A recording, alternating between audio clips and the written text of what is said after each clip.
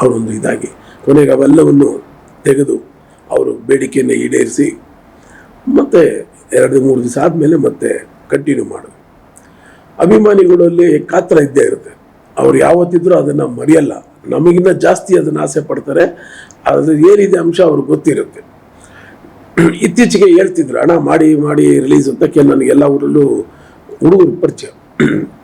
ಸರಿ ಇರಪ್ಪ ಮಾಡೋಣ ಅಂದ್ಕೊಂಡೇ ಇದ್ವಿ. ಮೊನ್ನೆ ಜಾಕಿನೂ ರಿಲೀಸ್ ಆಗಿ ಚೆನ್ನಾಗಿ ಓಡಿತು. ಹೋದಾಗ ಅಭಿಮಾನಿಗಳು ಮತ್ತೆ ಅಣ್ಣ ನೋಡಿದ್ರ ನೀವೇ ಮಾಡ್ಬೋದಾಗಿತ್ತು. ಇಲ್ಲಪ್ಪ ಇರಲಿ ಬಿಡಪ್ಪ, ಈ ಮುಂದಿನ ದಿನಗಳಲ್ಲಿ ಮಾಡೋಣ ಅಂತ ಒಂದು ಪ್ರಯತ್ನ.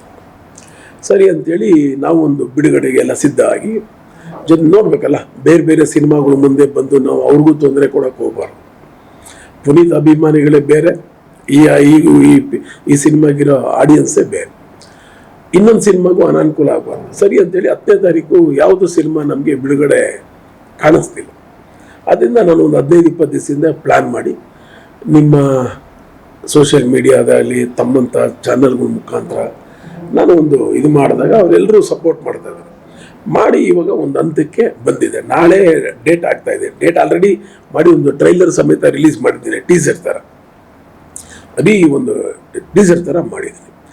ಅದು ಮಾಡಿ ಇವಾಗ ನಾನು ಯೂಶ್ವಲಾಗಿ ಸಂಡೇನೇ ಥಿಯೇಟರ್ ಲಿಸ್ಟ್ ಅನೌನ್ಸ್ ಮಾಡೋದು. ಕೆಲವರು ಸುಮ್ಮನೆ ಮಾಡ್ತಾರೆ, ಯಾಕೆ ಶುಕ್ರವಾರ ಕೆಲವು ಹೊಸ ಪಿಕ್ಚರ್ಗಳು ರಿಲೀಸ್ ಆಗಿರ್ತವೆ. ಅದೇ ಚಿತ್ರಮಂದಿರ ನೋವಾದ್ರೆ ಆ ನಿರ್ಮಾಪಕನಿಗೆ ನೋವಾಗುತ್ತೆ, ಆ ಚಿತ್ರತಂಡಕ್ಕೆ ನೋವಾಗುತ್ತೆ ಅನ್ನೋ ಉದ್ದೇಶದಿಂದ ನಾನು ಸಂಡೇ ಮಾತ್ರ ಥಿಯೇಟರ್ ಲಿಸ್ಟ್ ಹಾಕೋದು.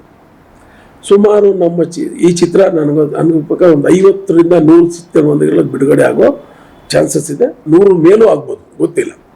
ಯಾಕಂದರೆ ಈ ಸಿನಿಮಾನ ನಾವೆಷ್ಟು ಆಸೆ ಪಡ್ತೀವೋ ಚಿತ್ರಮಂದಿರ ಮಾಲೀಕರು ಕೆಲವರು ಅದೇ ರೀತಿ ಪಿಕ್ಚರ್ನ ಇಷ್ಟಪಡ್ತಾರೆ. ಒಳ್ಳೆ ಸಿನಿಮಾಗಳು ಬಂದಾಗ ಚಿತ್ರಮಂದಿರ ಮಾಲೀಕರು ಸಮೇತ ಇಷ್ಟಪಟ್ಟು ಮಾಡ್ತಾರೆ.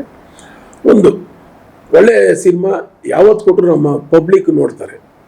ಅಭಿಮಾನಿಗಳ ದೇವರು ಅನ್ನೋದೇನು ಹೇಳ್ತೀವಿ ನಾವು, ಅವರು ಅಭಿಮಾನಿಗಳು ಯಾವತ್ತಿದ್ರೂ ಒಳ್ಳೆ ಸಿನಿಮಾನ ನೋಡ್ತಾರೆ. ಅದೇ ರೀತಿ ಪ್ರೇಕ್ಷಕರು, ಪುನೀತ್ ಅವರ ಪ್ರೇಕ್ಷಕರು ಇವತ್ತಿನ ದಿನ ಹೆಚ್ಚಿನಲ್ಲಿದ್ದಾರೆ. ಅವರು ಇಲ್ಲ ಅನ್ನೋದೊಂದು ನೋವು ಬಿಟ್ಟರೆ, ಅಭಿಮಾನಿಗಳಿಂದ ಅವ್ರಿಲ್ಲ ಅನ್ನೋದು ನೋವು ನಮಗಿಲ್ಲ. ಅಂದರೆ ಅವರು ಅಷ್ಟು ಹಾರೈಸ್ತಾ ಇದ್ದಾರೆ, ಅಲ್ಲಿ ಎಲ್ಲ ಇಲ್ಲೆಲ್ಲ ಹೋಗಿರ್ಬೇಕು ಅನ್ನೋ ಒಂದು ಮನೋಭಾವ ಇರುತ್ತೆ. ಆ ಅಭಿಮಾನಿಗಳೇ ಅವ್ರನ್ನ ಅಮರವಾಗಿ SSTV ಸಿನಿಮಾ ಜಗತ್ತಿನ ಕ್ಷಣ ಕ್ಷಣದ ಸುದ್ದಿಯೊಂದಿಗೆ ನೋಡಲಿ ಅನ್ನೋ ಒಂದು ಉದ್ದೇಶದಿಂದ ಪ್ಲಾನ್ ಮಾಡಿದೆ.